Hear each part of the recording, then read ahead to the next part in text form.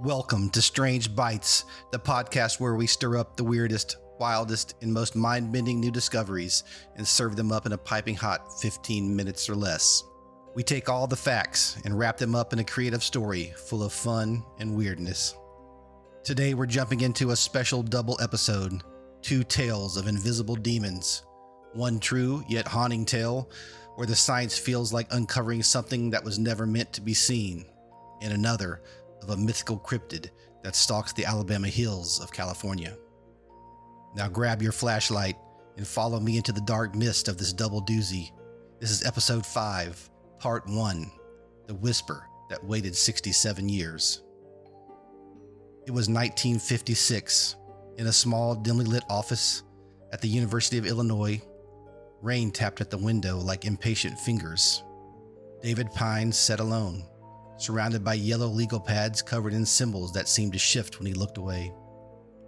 He already knows about the loud ones, the plasmons, great roaring waves of electrons all charging together through metal, bright enough for light to see, heavy with electrical charge, like a storm you can hear coming. But tonight, the numbers are whispering something else. What if a metal has two different families of electrons, fast ones and slow ones? Light bands and heavy bands? What if they started moving against each other? One current surging forward while the other one pulls backward in perfect opposition. The charges cancel. The total electric field dies to nothing. No mass, no weight. The waves that remain would be silent, gapless. It would glide through the crystals like breath through fog. Acoustic, linear, starting from zero energy and rising only as it moves. Photons would pass right through it. Ordinary instruments would never know it was there. Hines leaned back. A chill ran down his spine that had nothing to do with the weather. He wrote a name in the margin, half joke, half dare. Demon, short for distinct electron motion. A playful wink at Maxwell's old thermodynamic imp that would sort hot from cold without breaking the rules. Maxwell lived too early, he muttered, to have something named after him. Hines published his paper, and then nothing. The demon slips back into the shadows of theory and waits 67 years. February 2023, 3:17 a.m. The Materials Research Laboratory in Urbana-Champaign is a tomb of humming machines and sleeping grad students. Only one window still glows blue. Dr. Elena Voss, the postdoc who grew up chasing legends through the jagged rocks of the Alabama hills outside Lone Pine Mountain, California, is alone at the machine. She has spent months feeding perfect crystals of strontium ruthenate into the momentum resolve electron energy loss spectrometer.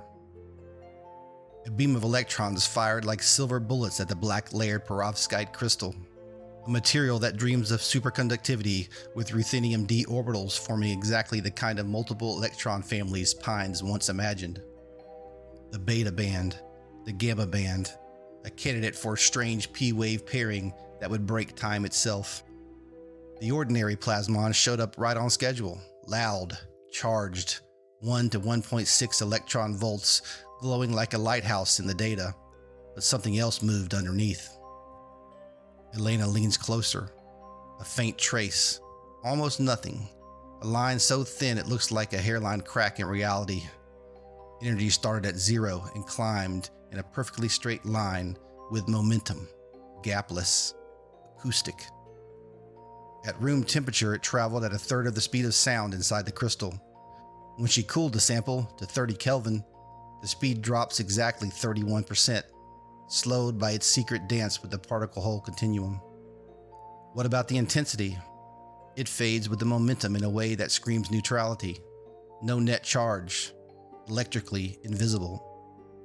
A 3D acoustic plasmon born from the beta and gamma bands oscillating perfectly out of phase, one pushing while the other pulls, canceling everything except the motion itself.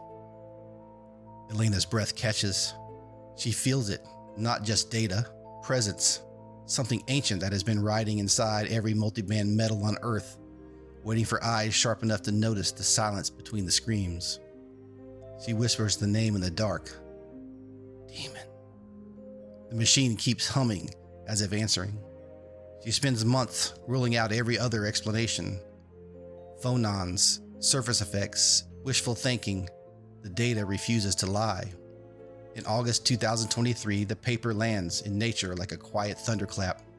Heinz's demon is real, observed, at last. But Elena knows the deeper secret. This isn't just a new quasi-particle.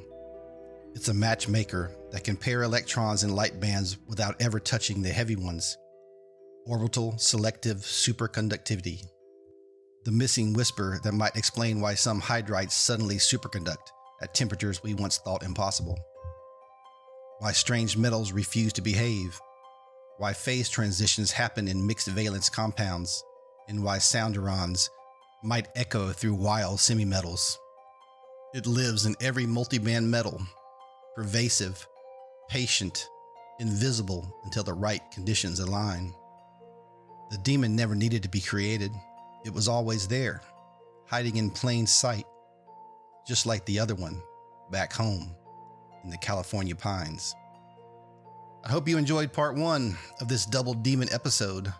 While I was doing the research for Pines' demon, I stumbled across another pine demon, a cryptid that has been stalking the Alabama hills of California for hundreds of years. So I decided to tell both stories and blend them together in a double episode. So grab your EMF meter and infrared goggles, and let's take a hike into the hills with episode 5, part 2, the Lone Pine Mountain Devil, aka the Pine Demon. Elena Voss never forgot the Alabama hills, those jagged rocks outside Lone Pine, California, that looked like the backbone of some sleeping giant under the shadow of Mount Whitney. She hiked there a lot as a kid, listening to her grandpa's stories about the Lone Pine Mountain Devil. The old tales said it started in the 1800s. Prospectors and settlers would disappear. When searchers found the bodies, the faces were gone, eaten clean off. Torsos hollowed out to the bone, cartilage and soft bits missing, the rest left to rot in the desert sun. The wildest story came from 1878. A group of about 38 Spanish settlers and miners camped near the old lone pine tree that gave the town its name. They were heading into the Sierras for gold, but that night, something came out of the twisted pines and rocky spires. A young priest traveling with them hid in his tiny tent. He peeked through a tear in the canvas and saw them, winged shapes dropping from the darkness. Not birds, not bats, 4 to 6 feet tall, feathered like ancient raptors with extra wings, razor claws, and long necks. They moved in a pack, shrieking high-pitched sounds that made your teeth hurt. They swarmed the camp, tearing into men, women, and children. The priest swore they left only the hard parts, bones, and nothing else. He survived, half mad, and wrote it all down before vanishing himself a few years later.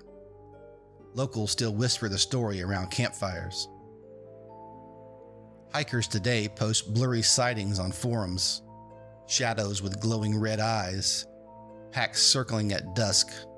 No good photos, no proof, just eaten carcasses and that feeling that you're being watched.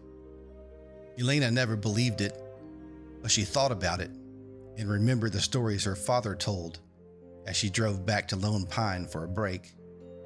She parked near the old movie rocks in the Alabama hills and stepped into the cold desert dark.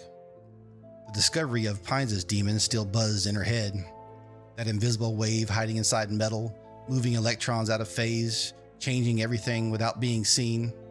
She laughed to herself. 2 demons in 1 year? One in a lab, one in the hills, both invisible until you know how to look. The wind picked up, Joshua trees rattled like bones. Then she heard it. Not a shriek, but a low hum, almost below hearing, linear, steady, like a wave propagating through the night air. She froze. Out among the boulders, something shifted. Not wings, Not feathers, just a ripple in the starlight, as if emptiness itself had decided to move. For a split second, she saw outlines, not solid, but the absence of solid, like negative space with claws. They circled her car once, perfectly out of phase with the wind, canceling any sound that would give them away.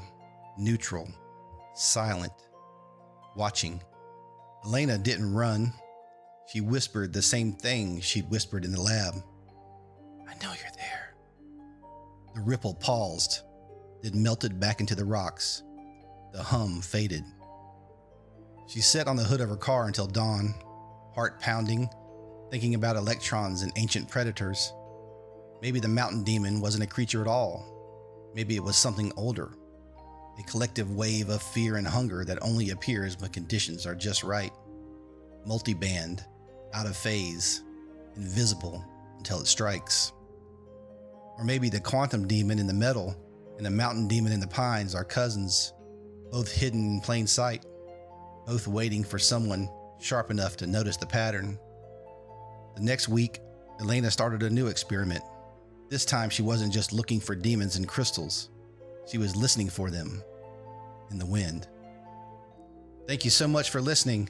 I hope you enjoyed these demonic tales and learned a little something new. For a deeper dive, you can check out the links in the show notes. And if you enjoyed the stories, drop me a comment or leave a review and let me know what you think. Until next time, stay strange and question everything.